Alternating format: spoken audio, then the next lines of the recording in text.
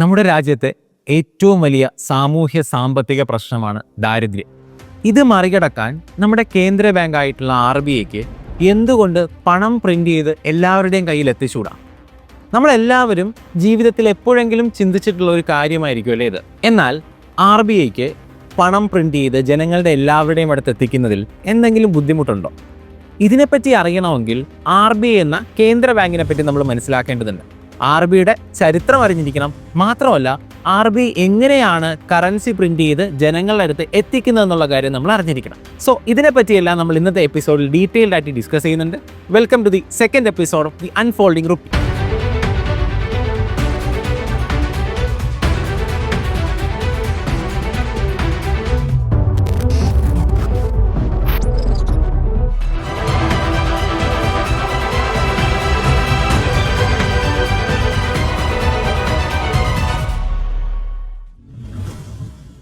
ആയിരത്തി 1925 British government ഒരു royal commission on Indian currency and ഫൈനാൻസിനെ അപ്പോയിന്റ് ചെയ്യാണ്. എന്താണ് അവരുടെ ചുമതല എന്ന് ചോദിച്ചു കഴിഞ്ഞാൽ, ഇന്ത്യയുടെ എക്സ്ചേഞ്ചിനെ പറ്റി, ഇന്ത്യൻ കറൻസി സിസ്റ്റത്തിനെ പറ്റി, ഇന്ത്യൻ കറൻസി സംവിധാനത്തിനെ പറ്റി ഡീറ്റെയിൽഡ് ആയിട്ട് പഠിച്ച് റിപ്പോർട്ട് സബ്മിറ്റ് ചെയ്യുക എന്നുള്ളതാണ് ഹിൽട്ടൺ യങ് അധ്യക്ഷനായിട്ടുള്ള ആ ഒരു കമ്മിറ്റിയുടെ ചുമതല. ഈ ഒരു കമ്മിറ്റി ബ്രിട്ടീഷ് ഗവൺമെന്റിനോട് നിർദ്ദേശിക്കുന്നത് ഇന്ത്യയിലെ ബാങ്കിംഗ് മേഖലയിലെയും കറൻസി മേഖലയുമായി ബന്ധപ്പെട്ട പോരായ്മകളെ പറ്റിയാണ്. ഈ ഒരു പോരായ്മകൾ പരിഹരിക്കുന്നതിനായി ഇന്ത്യയിൽ റിസർവ് ബാങ്ക് എന്ന പേരിൽ ഒരു കേന്ദ്ര ബാങ്ക് കൊണ്ടുവരണമെന്നും ബ്രിട്ടീഷ് ഗവൺമെന്റിനോട് ഈ ഒരു കമ്മിറ്റി നിർദ്ദേശിക്കുന്നുണ്ട്. അതിനെ തുടർന്ന് 1935 ഏപ്രിൽ 1 ഇന്ത്യയുടെ കേന്ദ്ര ബാങ്കായിട്ട് റിസർവ് ബാങ്ക് ഓഫ് ഇന്ത്യ നിലവിൽ വരുന്നു. പക്ഷെ ഒരു പ്രത്യേകത എന്നുള്ളത്, റിസർവ് ബാങ്ക് നിലവിൽ വരുന്ന സമയത്ത് അതൊരു സ്വകാര്യ ബാങ്ക് ആയിരുന്നു എന്നുള്ളതാണ്. സ്വകാര്യ ബാങ്ക് എന്നർത്ഥം അതിൻ്റെ ഭൂരിപക്ഷ ഉടമസ്ഥരും സ്വകാര്യ വ്യക്തികളായിരുന്നു എന്നുള്ളതായി. എന്നാൽ 1949 ഇന്ത്യക്ക് സ്വാതന്ത്ര്യം ലഭിച്ചതിന് ശേഷം നമ്മുടെ കേന്ദ്ര സർക്കാർ ഈ സ്വകാര്യ വ്യക്തികളിൽ നിന്നെല്ലാം തന്നെ ഷെയർ ഗവൺമെന്റ് ഏറ്റെടുക്കുകയും നമ്മുടെ റിസർവ് ബാങ്കിനെ ദേശസാൽക്കരിക്കുകയും ചെയ്യുന്നുണ്ട്. 1949 മുതൽ ഇന്ത്യൻ ഗവൺമെന്റിന്റെ പൂർണ്ണ ഉടമസ്ഥതയിലുള്ള ബാങ്കാണ് നമ്മുടെ റിസർവ് ബാങ്ക് ഓഫ് ഇന്ത്യ എന്ന് പറയുന്നത്. ആദ്യകാലങ്ങളിൽ RBIയുടെ പ്രവർത്തനങ്ങളിൽ പ്രധാനപ്പെട്ട ഒരു മേഖലയായിരുന്നു രാജ്യത്തെ വികസന പ്രവർത്തനങ്ങളിൽ പങ്കെടുക്കുക എന്നുള്ളത്. നമ്മുടെ രാജ്യത്തെ കാർഷിക മേഖല പോലുള്ള മേഖലകളുടെ വികസനത്തിന് RBI വലിയ രീതിയിലുള്ള പങ്കുകൾ വഹിച്ചിരുന്നു. എന്നാൽ 1991 നമ്മുടെ രാജ്യത്ത് പുത്തൻ സാമ്പത്തിക നയങ്ങൾ നടപ്പിലാക്കിയതിനു ശേഷം RBIയുടെ ശ്രദ്ധ വികസനങ്ങളിൽ നിന്ന് മാറി മുഴുവനായും നമ്മുടെ രാജ്യത്തെ പണവിപണിയും പണത്തിന്റെ സർക്കുലേഷനുമായി ബന്ധപ്പെട്ട് നിന്നിരുന്നു. അതായത് ഉദാഹരണം പറയുകയാണെങ്കിൽ, നമ്മുടെ രാജ്യത്തെ പണപ്പെരുപ്പം നിയന്ത്രിക്കുക, പണവിപണിയെ നിയന്ത്രിക്കുക, അതുപോലെ തന്നെ വിദേശ നാണ്യത്തിന്റെ കരുതൽ സൂക്ഷിപ്പുകാരനായിട്ട് മാറുക, ഇത്തരത്തിലുള്ള പ്രവർത്തനങ്ങൾ 91 ശേഷം RBI കംപ്ലീറ്റ് ആയിട്ട് ഷിഫ്റ്റ് ചെയ്യുന്നതായിട്ട് നമുക്ക് കാണാൻ പറ്റും. RBIയുടെ ചരിത്രം പറയുമ്പോൾ നമുക്ക് രസകരമായിട്ടുള്ള ഒരു പോയിന്റ് ആഡ് ചെയ്യാനുണ്ട്.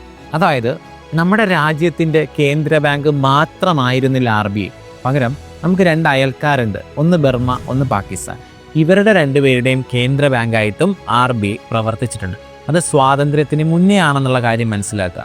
1947 വരെ ബർമ്മയുടെയും, എന്നാൽ സ്വാതന്ത്ര്യം കിട്ടിയതിന് ശേഷം 48 വരെ പാകിസ്ഥാന്റെയും കേന്ദ്ര ബാങ്കായിട്ട് RBI പ്രവർത്തിച്ചിട്ടുണ്ട്.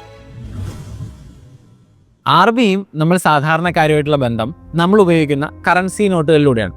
നമുക്കറിയാം, നമ്മുടെ രാജ്യത്ത് കറൻസി നോട്ടുകൾ പ്രിന്റ് ചെയ്ത് പുറത്തിറക്കുന്നത് റിസർവ് ബാങ്ക് ഓഫ് ഇന്ത്യ ആണല്ലേ. നമ്മുടെ ഒരു സാധാരണ മനുഷ്യനെ സംബന്ധിച്ചിടത്തോളം റിസർവ് ബാങ്ക് ഓഫ് ഇന്ത്യ എന്ന് പറയുന്നത് നമ്മുടെ രാജ്യത്ത് പണം പ്രിന്റ് ചെയ്ത് ജനങ്ങളിൽ എത്തിക്കാവുന്ന ഒരു ബാങ്ക് മാത്രമാണ്. എന്നാൽ അതിനുമപ്പുറം ഒരുപാട് പ്രവർത്തനങ്ങൾ RBI നമ്മുടെ രാജ്യത്ത് ചെയ്യുന്നുണ്ട്. എന്തൊക്കെയാണ് ആ പ്രവർത്തനങ്ങളൊന്ന് വേഗത്തിൽ നോക്കി വന്നാലോ? നമ്മുടെ രാജ്യത്ത് സാധനങ്ങളുടെ വില ഉയരുന്ന ഒരു പ്രക്രിയനെ വിളിക്കുന്ന പേരാണ് ഇൻഫ്ലേഷൻ, അല്ലെങ്കിൽ പണപ്പെരുപ്പം എന്ന് പറയുന്നതല്ലേ. നമുക്കറിയാം, നമ്മുടെ ദൈനംദിനം ഉപയോഗിക്കുന്ന സാധനങ്ങളുടെ വില വലിയ രീതിയിൽ ഉയരുന്ന ഒരു പ്രതിഭാസം നമ്മുടെ രാജ്യത്ത് കാണാറുണ്ട്.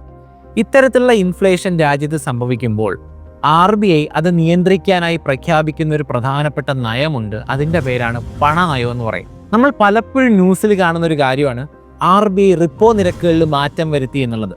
ചില സമയങ്ങളിൽ റിപ്പോ നിരക്കുകൾ ഉയർത്തുന്നതായിട്ടും റിപ്പോ നിരക്കുകൾ കുറയ്ക്കുന്നതായിട്ടൊക്കെ നമുക്ക് കാണാൻ പറ്റും.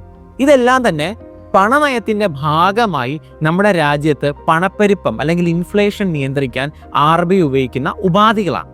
ഇപ്പോൾ നമ്മുടെ ബാങ്കുകളിലെ പലിശ നിരക്ക്, ഇപ്പോൾ ഞാൻ ബാങ്കിൽ ഒരു 10 ലക്ഷം രൂപ FD ഇട്ട് കഴിഞ്ഞാൽ ആ ഒരു FDയുടെ പലിശ നിരക്ക് വരെ തീരുമാനിക്കുന്നതിൽ RBIക്ക് വലിയൊരു റോൾ ഉണ്ടെന്നുള്ള കാര്യം നമ്മളൊന്ന് മനസ്സിലാക്കിയിരിക്കണം. ഇതിനു പുറമെ RBI നമ്മുടെ രാജ്യത്തെ ബാങ്കിങ് സ്ഥാപനങ്ങൾ റെഗുലേറ്റ് ചെയ്യുന്നു. അതുപോലെ തന്നെ കേന്ദ്ര സർക്കാരിൻ്റെയും സംസ്ഥാന സർക്കാരിൻ്റെയും വായ്പകളെ നിയന്ത്രിക്കുന്നുണ്ട്. നമ്മുടെ രാജ്യത്തെ വിദേശ നാണ്യത്തിൻ്റെ കരുതൽ സൂക്ഷിപ്പുകാരാണ് RBI. ഇത്തരത്തിലുള്ള ഒരുപാട് പ്രവർത്തനങ്ങൾ നമ്മുടെ കേന്ദ്ര ബാങ്ക് വഹിക്കുന്നുണ്ട്. ലോകത്ത് മറ്റേതൊരു കേന്ദ്ര ബാങ്ക് ചെയ്യുന്നതിനേക്കാളും പ്രവർത്തനങ്ങൾ RBI നമ്മുടെ രാജ്യത്ത് ചെയ്യുന്നുണ്ട്. അതുകൊണ്ട് തന്നെ RBIനെ നമുക്കൊരു ഫുൾ സർവീസ് സെൻട്രൽ ബാങ്ക് എന്ന് വിളിക്കാവുന്നതാണ്. നമ്മളിനി സംസാരിക്കാൻ പോകുന്നത് പേപ്പർ കറൻസികളെ പറ്റിയാണ്. ലോകത്താദ്യമായിട്ട് പേപ്പർ കറൻസികൾ പുറത്തിറക്കുന്നത് ചൈനയിലാണെന്നാണ് നമ്മൾ വിശ്വസിക്കുന്നത്. ഇനി വളരെയധികം കാലങ്ങൾക്ക് ശേഷമാണ് ഗോൾഡ് ബാക്ക്ഡ് പേപ്പർ കറൻസികൾ ലോകത്ത് പുറത്തിറക്കാൻ വേണ്ടി തുടങ്ങിയത്. എന്താണ് ഈ ഗോൾഡ് ബാക്ക്ഡ് പേപ്പർ കറൻസി എന്ന് പറയുന്നത്? അതായത് നമ്മൾ പേപ്പർ കറൻസികൾ പ്രിന്റ് ചെയ്യുന്നതിന് ആനുപാതികമായിട്ട് ഗോൾഡ് അല്ലെങ്കിൽ സ്വർണം കരുതലായി സൂക്ഷിക്കുന്ന ഒരു സംവിധാനമാണ് ഗോൾഡ് ബാക്ക്ഡ് പേപ്പർ കറൻസി എന്ന് പറയുന്നത്. ഉദാഹരണം പറഞ്ഞാൽ, ഞാനൊരു 10 ലക്ഷം രൂപയുടെ കറൻസി പ്രിന്റ് ചെയ്യുകയാണെങ്കിൽ അതേ തുല്യം മൂല്യമുള്ള ഗോൾഡ് ഞാൻ എൻ്റെ റിസർവായി സൂക്ഷിക്കുന്നു. അപ്പോൾ ഇന്ത്യയും ആദ്യകാലത്ത് ഇത്തരത്തിലുള്ളൊരു സംവിധാനം തന്നെയാണ് സ്വീകരിച്ചു പോകുന്നത്. അതിനെ വിളിക്കുന്ന പേരാണ് പ്രപ്പോർഷണൽ റിസർവ് സിസ്റ്റം. അതായത് നമ്മൾ എത്ര കറൻസി പ്രിന്റ് ചെയ്യുന്നുണ്ടോ അതിനാനുപാതികമായിട്ട് ഗോൾഡ് സൂക്ഷിക്കുന്ന ഒരു സംവിധാനമായിരുന്നു പ്രപ്പോർഷണൽ റിസർവ് സിസ്റ്റം എന്ന് പറയുന്നത്. 1956 വരെ ഇന്ത്യ ഈ ഒരു പ്രപ്പോർഷണൽ റിസർവ് സിസ്റ്റം പിന്തുടർന്നു പോകുന്നു. പക്ഷെ ഇതിൻ്റെ പോരായ്മ എന്ന് പറയുന്നത്, നമ്മൾ എത്ര തന്നെ കറൻസി പ്രിന്റ് ചെയ്യുന്നുണ്ടോ അതിന് ആനുപാതികമായിട്ട് നമ്മൾ സ്വർണം സൂക്ഷിക്കണം എന്നുള്ളതായിരുന്നു. പക്ഷേ സ്വർണം എന്ന് പറയുന്നത് ഒരു മൂല്യമുള്ള വസ്തുവാണ്, അതിൻ്റെ വില വളരെ കൂടുതലാണ് അല്ലേ? അപ്പോൾ നമ്മൾ എത്രത്തോളം പണം പ്രിന്റ് ചെയ്യുന്നുണ്ടോ അത്രത്തോളം സ്വർണം സൂക്ഷിക്കുക എന്ന് പറയുന്ന ഒരു ചെലവേറിയ പ്രക്രിയ. അതുകൊണ്ട് തന്നെ 1957 ഗവൺമെൻറ് ഈ ഒരു പ്രപ്പോർഷണൽ റിസർവ് സിസ്റ്റത്തിൽ നിന്ന് മാറി മിനിമം റിസർവ് സിസ്റ്റം എന്ന് പറയുന്ന ഒരു സംവിധാനത്തിലോട്ട് പോകുന്നുണ്ട്. നമ്മൾ ഈ മിനിമം റിസർവ് സിസ്റ്റം എന്നുകൊണ്ട് ഉദ്ദേശിക്കുന്നത്, മിനിമം ഒരു 200 കോടി റിസർവായി സൂക്ഷിച്ചാൽ എത്ര വേണമെങ്കിലും RBIക്ക് കറൻസി പ്രിന്റ് ചെയ്യാം. ഇനി ഒരു ഉദാഹരണം പറയാം. നേരത്തെ പ്രപ്പോർഷണൽ റിസർവ് സിസ്റ്റവും മിനിമം റിസർവ് സിസ്റ്റവും തമ്മിലുള്ളൊരു വ്യത്യാസം. ഉദാഹരണം, നമ്മുടെ രാജ്യത്ത് ഒരു 200 കോടിയോ 500 കോടിയോ 700 കോടിയോ എത്രയോ പ്രിന്റ് ചെയ്യുന്നെന്ന് വിചാരിക്കുക. എത്ര പ്രിന്റ് ചെയ്ത് കഴിഞ്ഞാലും പ്രപ്പോർഷണൽ റിസർവ് സിസ്റ്റം പ്രകാരം എത്ര കറൻസി പ്രിന്റ് ചെയ്യുന്നുണ്ടോ അതിന് ആനുപാതികമായിട്ടുള്ള സ്വർണം RBI അവരുടെ വോൾട്ടിൽ സൂക്ഷിക്കണം. വോൾട്ട് എന്ന് വെച്ചാൽ അലമാരയിൽ സൂക്ഷിക്കണം എന്ന് വിചാരിക്കുക. എന്നാൽ മിനിമം റിസർവ് സിസ്റ്റം പ്രകാരമാണെങ്കിൽ 500 പ്രിന്റ് ചെയ്താലും 700 കോടി പ്രിന്റ് ചെയ്ത് കഴിഞ്ഞാലും 200 കോടി മിനിമം റിസർവ് RBI സൂക്ഷിച്ചാൽ മതി. ഇനി മറ്റൊരു പ്രത്യേകത, ഈ 200 കോടി മിനിമം റിസർവ് RBI സൂക്ഷിക്കുമ്പോൾ ആ 200 കോടിയിൽ 115 കോടി മാത്രമാണ് സ്വർണം എന്ന് പറയുന്നത്. ഈ സ്വർണത്തിനകത്ത് ഫിസിക്കൽ ഗോൾഡും ഉണ്ട്, ഗോൾഡ് ബോണ്ടുകളും ഉണ്ട്. ബാക്കി 85 കോടിയും മറ്റ് രാജ്യങ്ങളുടെ വിദേശ നാണ്യങ്ങളായിട്ടാണ് RBI റിസർവിൽ സൂക്ഷിക്കുക. പ്രപ്പോർഷണൽ റിസർവ് സിസ്റ്റം പ്രകാരം ഒരു കറൻസിയുടെ വാല്യൂ ഡിറൈവ് ചെയ്യുന്നത് അതിന് തുല്യമായിട്ട് സൂക്ഷിച്ചിരിക്കുന്ന അസറ്റിൽ നിന്നാണ്. നമ്മൾ പറഞ്ഞു കുറച്ച് ഗോൾഡ് സൂക്ഷിച്ചിട്ടുണ്ട്, അതിന് തുല്യമായിട്ടുള്ള കറൻസിയാണ് പ്രിന്റ് ചെയ്തിരിക്കുന്നതെന്ന് പറഞ്ഞു അല്ലേ? എന്നാൽ മിനിമം റിസർവ് സിസ്റ്റം പ്രകാരം 200 കോടി എന്ന് പറയുന്ന ഒരു മിനിമം റിസർവ് മാത്രമേ സൂക്ഷിച്ചിട്ടുള്ളൂ. അതുപയോഗിച്ച് നമുക്ക് 500-700 കോടി പ്രിന്റ് ചെയ്യാവുന്നതാണ്. അപ്പോൾ എവിടെ നിന്നാണ് ഈ ഒരു കറൻസിയുടെ വാല്യൂ ഡിറൈവ് ചെയ്യുക? നമ്മുടെ രാജ്യത്ത് 1935 പാസ്സാക്കിയ RBI ആക്റ്റാണ് ഇന്ത്യയിൽ RBIക്ക് കറൻസി നോട്ടുകൾ പ്രിന്റ് ചെയ്യാനുള്ള അധികാരം കൊടുക്കുന്നത്. അപ്പോൾ ഈ ഒരു അധികാരം ഉപയോഗിച്ചിട്ടാണ് RBI നമ്മുടെ രാജ്യത്ത് കറൻസി നോട്ടുകൾ പ്രിന്റ് ചെയ്തിറക്കുന്നത്.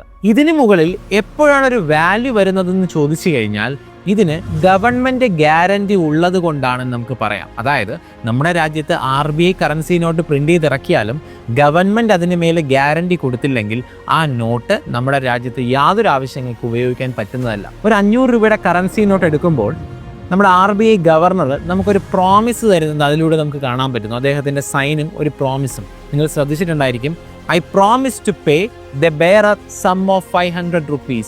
ഈ ഒരു പ്രോമിസും ഗവൺമെൻറ്റിൻ്റെ ഗ്യാരണ്ടിയും കൂടെ ചേരുമ്പോഴാണ് നമ്മുടെ രാജ്യത്തുള്ള എക്കണോമിക് ട്രാൻസാക്ഷൻസിന് നമ്മുടെ രാജ്യത്തെ കറൻസി ഉപയോഗിക്കാൻ പറ്റുന്നത്. ഇത്തരത്തിൽ ഗവൺമെൻറ് ഗ്യാരണ്ടി വഴി പുറത്തിറക്കുന്ന നോട്ടുകളെ നമ്മൾ ഫിയറ്റ് കറൻസികൾ എന്ന് വിളിക്കാറുണ്ട്. ഇത്തരത്തിലുള്ള സംവിധാനത്തിനെയാണ് ഫിയറ്റ് സിസ്റ്റം എന്ന് പറയുന്നത്. ഇപ്പോൾ ഇന്ത്യ ഉൾപ്പെടെയുള്ള ലോകത്തെ എല്ലാ രാജ്യങ്ങളും ഫിയറ്റ് കറൻസിയിലോട്ട് അല്ലെങ്കിൽ ഫിയറ്റ് സംവിധാനത്തിലോട്ട് മാറിക്കഴിഞ്ഞിരിക്കും. ഇനി നേരത്തെ പറഞ്ഞ മിനിമം റിസർവ് സിസ്റ്റവുമായി ബന്ധപ്പെട്ടൊരു ചോദ്യം ഞാൻ ചോദിക്കട്ടെ. 200 കോടി റിസർവ് ഉണ്ടെങ്കിൽ എത്ര വേണോ പണം പ്രിന്റ് ചെയ്യാമെന്ന് ഞാൻ പറഞ്ഞല്ലോ. എന്നാൽ 200 കോടി റിസർവ് സൂക്ഷിച്ചിട്ട് RBIക്ക് 1000 കോടിയോ 1500 കോടിയോ 5000 കോടിയോ ഒക്കെ പ്രിന്റ് ചെയ്യാവുന്നതാണോ? അല്ല. അതിൽ ചെറിയൊരു പ്രശ്നമുണ്ട്.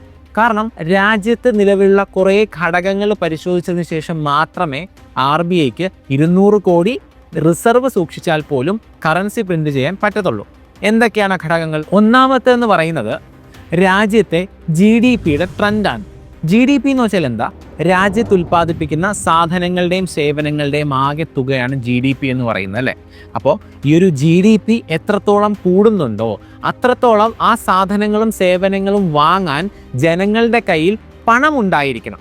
അപ്പോൾ അത്രയും പണം സമ്പദ് വ്യവസ്ഥയിൽ ഇല്ലെങ്കിൽ കൂടുതൽ പണം സമ്പദ് വ്യവസ്ഥയിലോട്ട് എത്തിക്കാനായി RBIക്ക് കൂടുതൽ കറൻസി പ്രിന്റ് ചെയ്യേണ്ടതുണ്ട്. അതാണ് ഒന്നാമത്തെ ഫാക്ടർ. രണ്ടാമത്തെ ഘടകം എന്ന് പറയുന്നത് രാജ്യത്തെ പണപ്പെരുപ്പമാണ്. നമ്മൾ നേരത്തെ പറഞ്ഞു, പണപ്പെരുപ്പം എന്ന് വെച്ചാൽ എന്താണ്? ജനങ്ങളുടെ എല്ലാവരുടെയും കയ്യിൽ ആവശ്യത്തിലധികം പണം ഉണ്ടാവുകയും എന്നാൽ മാർക്കറ്റിൽ അത്രയും സാധനങ്ങളും സേവനങ്ങളും ഇല്ലാത്ത ഒരു അവസ്ഥയെയുമാണ് എന്തെന്ന് പറയുന്നത് ഇൻഫ്ലേഷൻ അല്ലെങ്കിൽ പണപ്പെരുപ്പം എന്ന് പറയുന്നത്. ഉദാഹരണം, രാജ്യത്ത് ഒരു 100 സാധനങ്ങൾ ഉണ്ടാകുന്നു, എന്നാൽ 200 സാധനങ്ങൾ വാങ്ങാവുന്ന അത്രയും പണം ജനങ്ങളുടെ കയ്യിലുണ്ടെങ്കിൽ സാധനങ്ങളുടെ വില ഉറപ്പായിട്ടും ഉയരുന്നൊരു സാഹചര്യം ഉണ്ടാവും. അങ്ങനത്തെ ഒരു സിറ്റുവേഷനിൽ വീണ്ടും RBI സമ്പദ് വ്യവസ്ഥയിലോട്ട് പണം പ്രിന്റ് ചെയ്തിറക്കിയാൽ അത് പണപ്പെരുപ്പം കൂടുന്നതിനും സാധനങ്ങളുടെ വില വീണ്ടും കൂടുന്നതിനും കാരണമാകും. അപ്പോൾ രണ്ടാമത്തെ ഘടകം ഇൻഫ്ലേഷൻ ആണ്. മൂന്നാമത്തത് കറൻസി ഇൻ സർക്കുലേഷൻ, അതായത് ജനങ്ങളുടെ കയ്യിൽ എന്തുമാത്രം നിലവിൽ RBI പ്രിന്റ് ചെയ്ത കറൻസികളുണ്ട് എന്നുള്ളതാണ് കറൻസി ഇൻ സർക്കുലേഷൻ എന്ന് പറയുന്നത്. ഈ 3 ഘടകങ്ങളും അതിനൊപ്പം മറ്റ് ചില ഘടകങ്ങളും കൂടെ ചേർത്തിട്ട് മാത്രമേ RBI നമ്മുടെ രാജ്യത്ത് മിനിമം റിസർവ് ഉണ്ടെങ്കിലും കറൻസി പ്രിന്റ് ചെയ്ത് പുറത്തിറക്കാറുള്ളൂ. ഇനി എങ്ങനെയാണ് RBI നമ്മുടെ രാജ്യത്ത് കറൻസികൾ പ്രിന്റ് ചെയ്യുന്നത് എന്നൊന്ന് നോക്കാം. പ്രധാനമായിട്ടും 4 പ്രസ്സുകൾ വഴിയാണ് RBI നമ്മുടെ രാജ്യത്ത് കറൻസി അച്ചടിച്ച് പുറത്തിറക്കുന്നത്. ഈ 4 പ്രസ്സുകളും 2 സ്ഥാപനങ്ങളുടെ നിയന്ത്രണത്തിലുള്ളവയാണ്. ഒന്നെന്ന് വെച്ചാൽ ഗവൺമെൻറ് ഓഫ് ഇന്ത്യയുടെ നിയന്ത്രണത്തിലുള്ള securities printing and minting corporation of India ലിമിറ്റഡും മറ്റൊന്ന് RBIയുടെ തന്നെ നിയന്ത്രണത്തിലുള്ള Bharatiya reserve bank note Mudran private limited എന്ന് പറയുന്ന കമ്പനിയാണ്. ഈ 2 സ്ഥാപനങ്ങൾക്കുമായിട്ട് മൈസൂറിലും സാൽബണിയിലും അതുപോലെ തന്നെ നാസിക്കിലും ദേവാസിലുമായിട്ട് 4 പ്രിന്റിംഗ് പ്രസ്സുകളാണ് ഇന്ത്യയിലുള്ളത്. ഈ പ്രസ്സുകളിൽ കറൻസി പ്രിന്റ് ചെയ്യാൻ ഉപയോഗിക്കുന്ന പേപ്പറുകൾ ആദ്യകാലത്ത് വിദേശ രാജ്യങ്ങളിൽ നിന്ന് ഇറക്കുമതി ചെയ്യുകയാണ് ചെയ്തിരുന്നത്. എന്നാൽ അതിന് കുറച്ച് പ്രശ്നങ്ങൾ ഉണ്ടായിരുന്നു. സെക്യൂരിറ്റി പ്രശ്നങ്ങൾ, അതുപോലെ തന്നെ നമ്മുടെ രാജ്യത്ത് കള്ളനോട്ട് വ്യാപകമായിട്ട് വരാൻ തുടങ്ങി, അതുപോലെ വിദേശ നാണ്യം കൂടുതലായിട്ട് പുറത്തോട്ട് പോകാൻ തുടങ്ങി. ഇത്തരത്തിലുള്ള പല പ്രശ്നങ്ങളും ഉള്ളതുകൊണ്ട് തന്നെ തദ്ദേശീയമായിട്ട് പേപ്പർ ഉപയോഗിച്ച് നമ്മൾ കറൻസി പ്രിന്റ് ചെയ്യുന്നതിനെ പറ്റി ആലോചിച്ചു തുടങ്ങി. അങ്ങനെയാണ് 2010 bank note India paper mill private limited എന്ന് പറയുന്ന സ്ഥാപനം നിലവിൽ വരുന്നത്. ഈ ഒരു സ്ഥാപനം നേരത്തെ പറഞ്ഞ പോലെ security printing and minting corporation 50%, അതുപോലെ തന്നെ ഭാരതീയ reserve bank note Mudran private ലിമിറ്റഡിന്റെ 50% ഷെയർ ഹോൾഡിംഗ് എന്ന് പറയുന്നത്. ഇനി കറൻസികൾ പ്രിന്റ് ചെയ്യുന്ന ഈ പേപ്പറിന്റെ അസംസ്കൃത വസ്തു അല്ലെങ്കിൽ റോ മെറ്റീരിയൽ എന്താണെന്ന് നിങ്ങൾ ചിന്തിച്ചിട്ടുണ്ടോ? നമ്മുടെ രാജ്യത്ത് ഈ പേപ്പറുകൾ, കറൻസി പ്രിന്റ് ചെയ്യുന്ന പേപ്പറുകൾ നിർമ്മിക്കാൻ നമ്മൾ ഉപയോഗിക്കുന്നത് നമ്മുടെ രാജ്യത്ത് ഏറ്റവും സുലഭമായി കിട്ടുന്ന കോട്ടന്റെ വേസ്റ്റാണ്. കോട്ടൺ വേസ്റ്റിൽ നിന്നുള്ള പൾപ്പ് ഉപയോഗിച്ചിട്ടാണ് കറൻസി അച്ചടിക്കുന്ന പേപ്പറുകൾ നമ്മൾ തയ്യാറാക്കുന്നത്. ഈ 4 പ്രസ്സുകളിലുമായി പ്രിന്റ് ചെയ്യുന്ന കറൻസികൾ ആദ്യം RBIയുടെ 19 ഇഷ്യൂ ഓഫീസുകളിൽ എത്തുന്നു. അവിടെ നിന്ന് അത് പല ബാങ്കുകളുടെയും കറൻസി ചെസ്റ്റിലോട്ടും അതിനുശേഷം പല ATMകളിലോട്ടും ബാങ്ക് ബ്രാഞ്ചുകളിലോട്ടും എത്തുന്നുണ്ട്. ഇനി RBIക്ക് ഉണ്ടാകുന്ന ലാഭത്തിന് നമ്മൾ വിളിക്കുന്ന പേരാണ് സെയ്നിയറേജ് എന്ന് പറയുന്നത്. എന്താണ് സെയ്നിയറേജ്? അതായത് ഉദാഹരണം, ഒരു 500 രൂപ നോട്ട് പ്രിന്റ് ചെയ്യാൻ RBIക്ക് 2 രൂപ ചിലവാവുകയാണെങ്കിൽ ബാക്കി 498 രൂപ RBIയുടെ ലാഭമാണ്. ഇത് RBIയുടെ പ്രധാനപ്പെട്ട വരുമാനത്തിലൊന്നാണ്. ഇതിനെയാണ് നമ്മൾ സെയ്നിയറേജ് എന്ന് പറയുന്ന വാക്കുകൊണ്ട് ഉദ്ദേശിക്കുന്നത്. ഇനി ഇന്ത്യൻ കറൻസിയായുള്ള റുപ്പിയുടെ കുറച്ച് പ്രത്യേകതകൾ നമുക്കൊന്ന് നോക്കാം. സ്വാതന്ത്ര്യം കിട്ടുന്നതിന് മുന്നേ ബ്രിട്ടീഷ് ഭരണകാലത്ത് ഇന്ത്യൻ റുപ്പിയുടെ മോട്ടിഫായിട്ട് വന്നിരുന്നത് പക്ഷികളും മൃഗങ്ങളും മരങ്ങളും അതുപോലുള്ള കാര്യങ്ങളായിരുന്നു. എന്താണ് മോട്ടിഫ് എന്ന് ചോദിച്ചു കഴിഞ്ഞാൽ നമ്മുടെ കറൻസിയിൽ കാണപ്പെടുന്ന സിംബലുകൾ, ലോഗോകൾ, ഇമേജസ്, അതിനെയാണ് നമ്മൾ മോട്ടിഫ് എന്ന് പറയുന്നത്. എന്നാൽ സ്വാതന്ത്ര്യത്തിന് ശേഷം നമ്മുടെ രാജ്യം സ്വന്തമായി കറൻസി പ്രിന്റ് ചെയ്ത് തുടങ്ങിയപ്പോൾ നമ്മൾ മോട്ടിഫായി ഉപയോഗിച്ചത് അശോക സ്തംഭത്തിലുള്ള ലയൺ ക്യാപിറ്റലാണ്. പിന്നീട് കുറേ കാലം ആ ഒരു ലയൺ ക്യാപിറ്റൽ നമ്മൾ മോട്ടിഫായിട്ട് ഉപയോഗിച്ച് പോരുന്നുണ്ടായിരുന്നു. നമ്മുടെ രാജ്യം വികസനത്തിലോട്ട് കുതിക്കുമ്പോൾ നമ്മുടെ കറൻസിയിൽ വന്നിരുന്ന ഇമേജുകളും മാറിക്കൊണ്ടിരുന്നു. അതായത് നമ്മുടെ രാജ്യത്തിലുണ്ടായ ഗ്രീൻ റവല്യൂഷൻ പോലുള്ള വലിയ രീതിയിലുള്ള മുന്നേറ്റങ്ങൾ ആ കറൻസിയിലും പ്രകടമായിട്ട് കാണാവുന്നതായിരുന്നു. പിന്നെ എപ്പോഴാണ് നമ്മുടെ രാഷ്ട്രപിതാവായിട്ടുള്ള ഗാന്ധിജി നമ്മുടെ കറൻസി നോട്ടിൽ മോട്ടീഫായിട്ട് പ്രത്യക്ഷപ്പെടാൻ വേണ്ടി തുടങ്ങിയത്? 1969 അദ്ദേഹത്തിൻ്റെ 100ാം ജന്മവാർഷികം പ്രമാണിച്ചിട്ടാണ് ആദ്യമായി അദ്ദേഹത്തിൻ്റെ ഇമേജ് നമ്മുടെ കറൻസി നോട്ടിൽ പ്രത്യക്ഷപ്പെടുന്നു. അതായത് സേവാഗ്രാമം പശ്ചാത്തലമാക്കിയുള്ള ഗാന്ധിജിയുടെ ഒരു ഇമേജാണ് 1969 പുറത്തിറക്കിയ നോട്ടിൽ നമുക്ക് കാണാൻ സാധിക്കുന്നു. എന്നാൽ 1987 പിന്നീടും ഗാന്ധിജി ഒരു തവണ കൂടി നോട്ടിൽ വരുന്നുണ്ട്.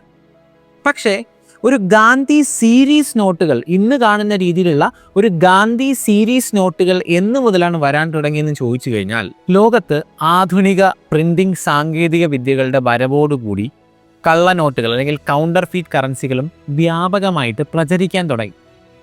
ഇത്തരത്തിലൊരു സാഹചര്യം ഉണ്ടായപ്പോഴാണ് നമ്മുടെ രാജ്യത്തെ കറൻസിയിലും കൃത്യമായിട്ടുള്ള കൂടുതൽ സെക്യൂരിറ്റി ഫീച്ചേഴ്സ് ഏർപ്പെടുത്തണമെന്ന് ഗവൺമെൻറ്റിനും RBIക്കും തോന്നിയത്. മറ്റേതൊരു ഇമേജിനേക്കാളും ഒരു ഹ്യൂമൻ ഫേസ് കൊണ്ടുവന്നു കഴിഞ്ഞാൽ നോട്ടിൻ്റെ സുരക്ഷ കൂട്ടും എന്ന് ഉള്ളൊരു ധാരണ ഗാന്ധിജിയുടെ ഇമേജ് കൊണ്ടുവരുന്നതിന് കാരണമായി. എന്തുകൊണ്ട് ഗാന്ധിജിയുടെ ഇമേജ് ചൂസ് ചെയ്തെന്ന് ചോദിച്ചു കഴിഞ്ഞാൽ, ഉറപ്പായിട്ടും അദ്ദേഹം നമ്മുടെ രാഷ്ട്രപിതാവാണ്. മാത്രമല്ല നമ്മുടെ രാജ്യത്തിൻ്റെ ഒരു യൂണിറ്റിയുടെ സിമ്പലാണ് നമ്മുടെ ഗാന്ധിജി എന്ന് പറയുന്നത്. അതുകൊണ്ടാണ് നമ്മുടെ രാജ്യത്ത് ഗാന്ധിജിയുടെ ഇമേജ് നോട്ടിൻ്റെ മോട്ടീഫുകളായിട്ട് ഉൾപ്പെടുത്താമെന്നുള്ളൊരു തീരുമാനത്തിലോട്ട് നമ്മൾ എത്തുന്നത്. 2016 നവംബറിൽ നമ്മുടെ രാജ്യത്ത് നോട്ട് നിരോധനം ഏർപ്പെടുത്തിയതിനു ശേഷം പുതിയ സീരീസിലുള്ള നോട്ടുകൾ പുറത്തിറക്കുന്ന സമയത്ത് ഗാന്ധി അല്ലാതെ മറ്റാൾക്കാരെ ഉൾപ്പെടുത്തണമെന്നുള്ള പലതരത്തിലുള്ള അഭിപ്രായങ്ങൾ ഉണ്ടായിരുന്നെങ്കിലും നമ്മളിപ്പോഴും ഗാന്ധി സീരീസ് തന്നെ കണ്ടിന്യൂ ചെയ്ത് പോകുന്നുണ്ട്. ഇനി നമുക്ക് അവസാനമായിട്ട് ഇൻട്രസ്റ്റിംഗ് ആയിട്ടുള്ളൊരു ഫാക്ട് നോക്കാം. അതായത് ഈ കറൻസി നോട്ടുകളിൽ നമ്മൾ ഈ നമ്പേഴ്സ് കണ്ടിട്ടുണ്ടായിരിക്കും അല്ലേ? ഒരു സീരീസിലുള്ള നോട്ടുകളാണ് RBI പുറത്തിറക്കുക. ഈ സീരീസുകളിൽ ചിലപ്പോൾ അതിനിടയ്ക്ക് ഒരു സ്റ്റാർ മാർക്ക് നമ്മൾ കണ്ടിട്ടുണ്ടായിരിക്കും. നമ്മൾ വിചാരിക്കും ഇത് RBI അല്ല, നമ്മുടെ നാട്ടിലുള്ള വേറെ ഏതെങ്കിലും ചേട്ടൻ പ്രിൻ്റ് ചെയ്തിറക്കിയ കറൻസി എന്നായിരിക്കും നമ്മൾ തെറ്റിദ്ധരിക്കുക. എന്നാൽ അങ്ങനെയല്ല. നമ്മുടെ രാജ്യത്ത് RBI കറൻസി പ്രിൻ്റ് ചെയ്യുന്ന സമയത്ത് ചില കറൻസികൾ, കേടുപാടുകൾ സംഭവിക്കുന്ന കറൻസികൾ പ്രിൻ്റ് ചെയ്യാം. അപ്പോൾ അത്തരത്തിലുള്ള കറൻസികളെ റീപ്ലേസ് ചെയ്തിട്ട് പുതിയ സീരീസിലുള്ള കറൻസി പ്രിൻ്റ് ചെയ്യുമ്പോഴാണ് ആ സീരീസ് നമ്പറിനിടയ്ക്ക് നമ്മൾ സ്റ്റാർ മാർക്ക് കാണാൻ സാധിക്കുന്നത്. അപ്പോൾ നമ്മൾ ഇത്രയും നേരം നോക്കിക്കൊണ്ടിരുന്നത് നമ്മുടെ രാജ്യത്ത് RBI പണം എങ്ങനെ പ്രിൻ്റ് ചെയ്യുന്നു, എങ്ങനെ ജനങ്ങളിൽ എത്തിക്കുന്നു എന്നുള്ള കാര്യമായിരുന്നു. എന്നാൽ നമ്മുടെ രാജ്യത്ത് RBIക്ക് മാത്രമല്ല ഈ ഒരു പണം പ്രിൻ്റ് ചെയ്യാനുള്ള അധികാരമുള്ളത്. പിന്നെ ആർക്കാ? നമ്മുടെ രാജ്യത്തെ ഗവൺമെൻറ്റിനും ഇത്തരത്തിൽ പണം പ്രിൻ്റ് ചെയ്യാനുള്ള അധികാരമുണ്ട്. അതെങ്ങനെയെന്നല്ലേ, അത് നമുക്ക് അടുത്ത എപ്പിസോഡിൽ നോക്കാം. അതുവരെ എല്ലാവർക്കും താങ്ക് യു.